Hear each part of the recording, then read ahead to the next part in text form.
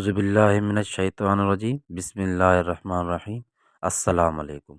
Learning with NMS official YouTube channel ते तव्हांखे भलीकार चऊं था। अॼु असांजो टॉपिक आहे सिंधी ग्रामर इल्मे सनफ़। अॼु पंहिंजो टॉपिक आहे नाटक या ड्रामा।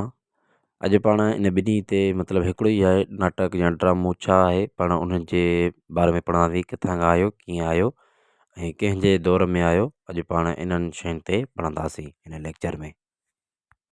नाटक या ड्रामा।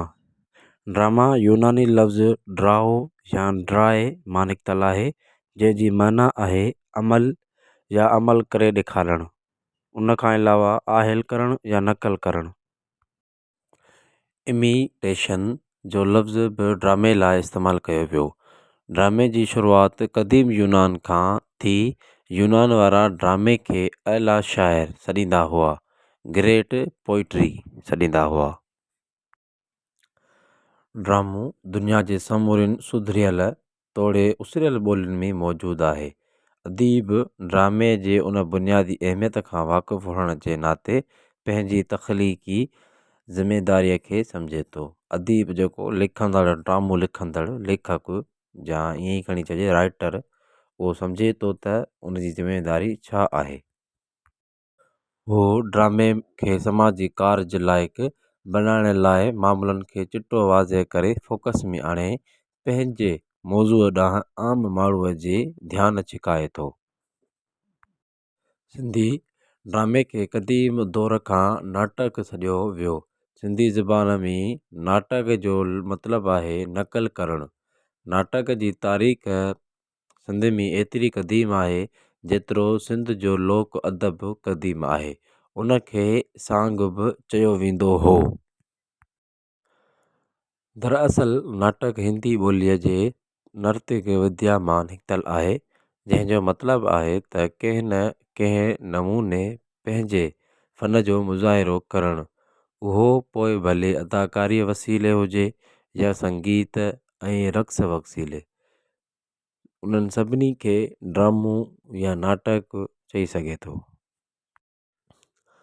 अच्छा, पाण अॼु पढ़ियोसीं ड्रामो, नाटक। हाणे तव्हांखे सॼी हक़ीक़त मूं ॿुधाए छॾी हिन लेक्चर में। हूअं ई आम ज़िंदगीअ में ड्रामो पाण आम ॿोली में चवंदा आहियूं। को दोस्त को मतिलबु मश्करी ॿार कंदो आहे त पाण उनखे इहे सिंधी लफ़्ज़ चवंदा आहियूं, ड्रामो न कर, ड्रामो न कर, नाटक न कर, मश्करी न कर। जॾहिं स्कूल जे टाइम ते माण्हू पढ़ाई जे दौरान को शागिर्द या को ॿार नटाईंदो आहे, मतिलबु कार कंदो आहे त आउं स्कूल कोन थो वञा, त उन टाइम ई पाण चवंदा आहियूं नाटक थो करी, मतिलबु अहिड़े लफ़्ज़ इस्तेमालु कंदा आहियूं। ड्रामो थो करी, अहिड़ा लफ़्ज़ इस्तेमालु कंदा आहियूं। मतिलबु अहिड़ो जेको फ़न ॾेखारे या को बि अहिड़ो कमु करे ऐं मतिलबु जंहिंमां हिकु अहिड़ी मतिलबु दिलकशी महसूसु थिए या मश्करी महसूसु थिए या मतिलबु प्यार मोहबत या अहिड़ी शयूं जेके महसूसु थियनि जंहिं बि किरदार मां या उन जे अमल करण सां, तंहिंखे ड्रामो चई सघे थो माण्हू। उमेदु आहे त ड्रामे जे सभिनी शयुनि में तव्हांखे मतिलबु सम्झ में अची वेंदी त ड्रामो मतिलबु कहिड़ी कहिड़ी शयुनि जो थिए थो ऐं कहिड़ो ड्रामो थिए। उमेदु आहे त तव्हांखे हीअ वीडियो पसंदि आयो हूंदो। अहिड़ियूं ॿियूं सनफ़ूं ॾिसण में मिलंदियूं। ॾिसंदा रहो असांजो यूट्यूब चैनल। सब्सक्राइब कयो असांजो YouTube channel learning with NMS.